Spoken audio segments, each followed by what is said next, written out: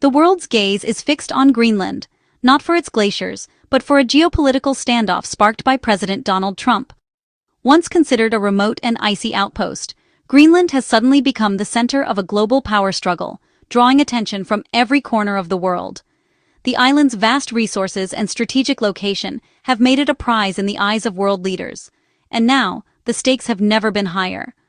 On January 10, 2026, Trump reignited his desire to acquire Greenland, declaring, "We are going to do something on Greenland, whether they like it or not." His words echoed across the globe, reigniting debates about American expansionism and the limits of presidential power. The statement was not just a passing remark. It was a bold proclamation that sent ripples through diplomatic circles and left many wondering how far the United States might go to achieve its ambitions. This ultimatum has sent shockwaves from Nuuk to European capitals. Greenland's leaders, already wary of foreign influence, now face unprecedented pressure.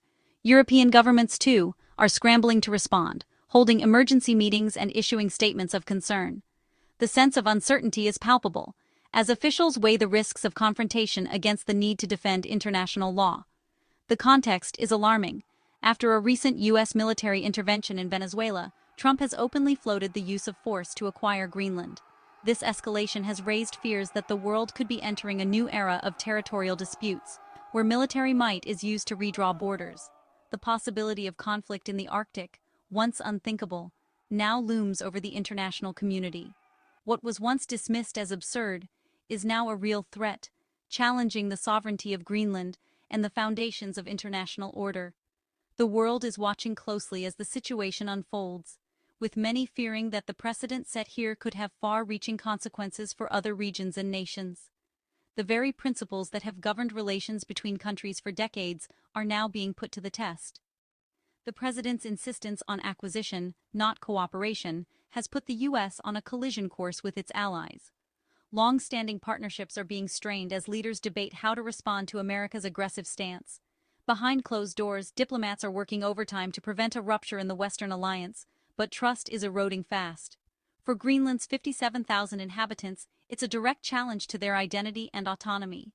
Many Greenlanders fear losing control over their land, culture, and future. The uncertainty has sparked protests and calls for international support, as the people of Greenland seek to defend their right to self-determination in the face of overwhelming pressure. For Denmark and NATO, it's a test of sovereignty and alliance principles. Danish officials are under intense pressure to protect their territory, while NATO faces questions about its ability to deter aggression among its own members. The crisis has forced both to reconsider their roles in a rapidly changing world. As world leaders scramble, the question is no longer about land, but about the future of international norms. The outcome of this standoff will shape not just Greenland's fate, but the rules that govern the global order for years to come. Greenland's response to U.S. pressure has been swift, unified, and deeply rooted in a sense of national pride. In the face of mounting international attention and diplomatic overtures from Washington, Greenlandic leaders wasted no time in making their position clear to the world. On January 9, 2026, all 5 political parties in Greenland's parliament, despite their differences, came together to issue a rare joint statement. Their message was unequivocal. Greenland is not for sale, and its future will not be dictated by Washington or any other foreign power. This historic moment marked a turning point in Greenland's modern political history. The statement resonated far beyond the walls of Parliament. Greenlanders from all walks of life echoed the sentiment. "We don't want to be Americans, we don't want to be Danish, we want to be Greenlanders." This powerful declaration captured the spirit of a people determined to define their own identity. For many, this was more than just a political stance. It was a profound assertion of national identity and a clear rejection of outside interference. Greenlanders celebrated their culture, waving flags and gathering in communities to show their unity. The leaders stood firm, declaring, "The future of Greenland must be decided by Greenlanders." Their words were met with applause and support from citizens across the country, reinforcing the idea that sovereignty is not negotiable. This remarkable unity is rare in politics, but the perceived threat from abroad has forged an unbreakable bond among Greenland's leaders. Political rivalries were set aside in favor of a common cause, protecting Greenland's autonomy. The U.S. proposal was widely seen as disrespectful, a violation of Greenland's dignity, and an affront to their right to self-determination. Protests erupted in Nuuk, with citizens voicing their disapproval and demanding respect from the international community. Greenland's leaders have now demanded an immediate end to American disregard for their sovereignty, calling for international recognition of their right to chart their own path. Their collective stance sends a powerful message to the world. Greenland will not be silenced, bought, or bullied. The people stand united, determined to protect their land and their future. In the face of crisis, Greenlanders have only grown more resolute. Their resolve to control their own destiny has never been stronger, and their message is clear. Greenland's future belongs to its people, and no one else. Greenland's rejection of U.S. ambitions resonates far beyond the walls of Parliament, echoing through the streets, homes, and hearts of its people. This is not just a political decision, it's a statement of identity and resilience. In Nuuk and across the vast, icy expanse of the island, the mood is unmistakably defiant and deeply proud. People gather in public squares, waving their flags, sharing stories, and reaffirming their connection to the land and to each other. The idea of becoming a U.S. territory is met with near-universal opposition, rooted in a long and often painful history of colonialism. Memories of foreign rule linger, shaping a collective determination to chart their own course. Julius Nielsen, a fisherman whose family has lived here for generations, sums it up. American, no. We were a colony for so many years. We're not ready to be colonized again. His words reflect the sentiment of many who see their independence as hard-won and non-negotiable. For many, the U.S. proposal is seen not as an opportunity, but as a new form of colonialism, an attempt to buy what cannot be bought. It's a reminder of past injustices, not a promise of partnership. Greenlanders are fiercely proud of their culture, language, and land. Their traditions are alive in every dance, every story, and every child playing outside. They refuse to be treated as real estate, as something to be negotiated over. The desire for independence is not just a political project led by officials, it's a grassroots movement, growing in living rooms, schools, and community halls. Ordinary people are taking action, determined to shape their own future. President Trump's rhetoric and proposals threaten the hopes and dreams of 57,000 people who call this island home. The world may see a strategic asset, but Greenlanders see their homeland, their families, and their future. This is a human story, a small nation standing firm for its right to self-determination, for the dignity of its people, and for the promise of generations yet to come. Greenland's unity is a powerful reminder to the world. Their destiny is theirs alone, and they will decide it together as one people on their own terms.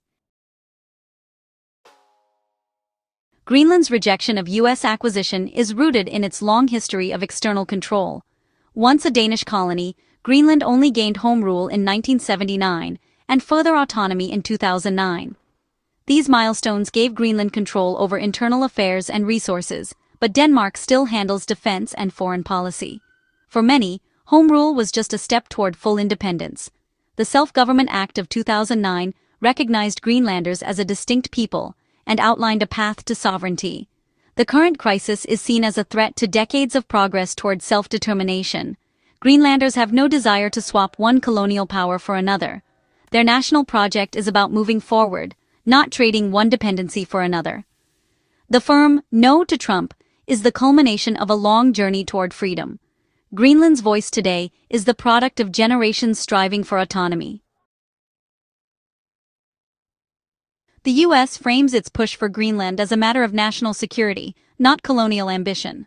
President Trump claims the Arctic is a new frontier, with Russia and China threatening U.S. interests. He argues that only full ownership, not leases or alliances, can guarantee American security.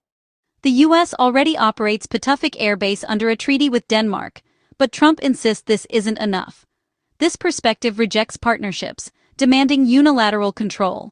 The administration paints any foreign presence as a direct threat, justifying extreme measures. Many in Greenland and Denmark see this as a pretext for control over resources and strategic location. The existing defense agreement has secured the region for decades. To most observers, the U.S. push for ownership is about power, not genuine security concerns. For Denmark, the U.S. demand is a painful dilemma. America is a close ally and a NATO partner, but now threatens Danish sovereignty over Greenland. Prime Minister Mette Frederiksen warns that a U.S. invasion would mean the end of everything, a reference to the possible collapse of NATO. Denmark's response is firm. Greenland's future is for Greenlanders to decide, not Washington. This stance respects Greenland's autonomy and the legal framework established over decades. Diplomatic talks are tense, with Secretary of State Marco Rubio set to meet Danish and Greenlandic leaders. Denmark must defend its sovereignty without destroying its U.S. alliance. The crisis exposes the fragility of alliances when one member pursues unilateral demands. Denmark is forced to walk a diplomatic tightrope, defending law and partnership in the face of unprecedented pressure. Europe has responded to the Greenland crisis with rare unity. Major powers like France, Germany, and the UK have rallied behind Denmark, affirming support for Greenland's self-determination. The EU's foreign policy chief called Trump's statements extremely concerning. Europe sees the US posture as a threat to international law and the post-war order. NATO is now focused on an internal crisis, with urgent talks about Arctic security. The alliance is considering ways to reassert collective security and counterbalance US unilateralism. Europe's solidarity sends a clear message: sovereignty and self-determination are non-negotiable. Denmark and Greenland are not alone as they face this extraordinary challenge. Greenland's global importance comes from its strategic location and vast resources. Its position between North America and Europe makes it vital for military defense and early warning systems. Melting Arctic ice is opening new shipping lanes, increasing Greenland's geopolitical value. Control over Greenland means influence over future Arctic trade routes. Beneath the ice lie rare earth minerals, uranium, oil, and gas, resources crucial for modern technology and industry. As demand grows, Greenland's untapped riches become a powerful economic prize. Russia and China are also expanding their Arctic presence, intensifying competition. Greenland has become a central stage for 21st-century great power rivalry. Ultimately, this is a story of Greenland's unyielding spirit. Under immense pressure, Greenlanders remain unified and defiant, determined to decide their own future. Their leaders' declaration and citizens' resolve have sent a clear message. Greenland's destiny belongs to its people. International support from Denmark and Europe has been crucial, reinforcing the principles of law and respect. The crisis is a reminder that alliances depend on trust and shared values. Greenland's journey toward independence is a generational project that will not be abandoned. The world is watching as diplomacy is tested, but Greenland's stance is unwavering. Even in the face of overwhelming force, dignity and self-determination remain worth defending.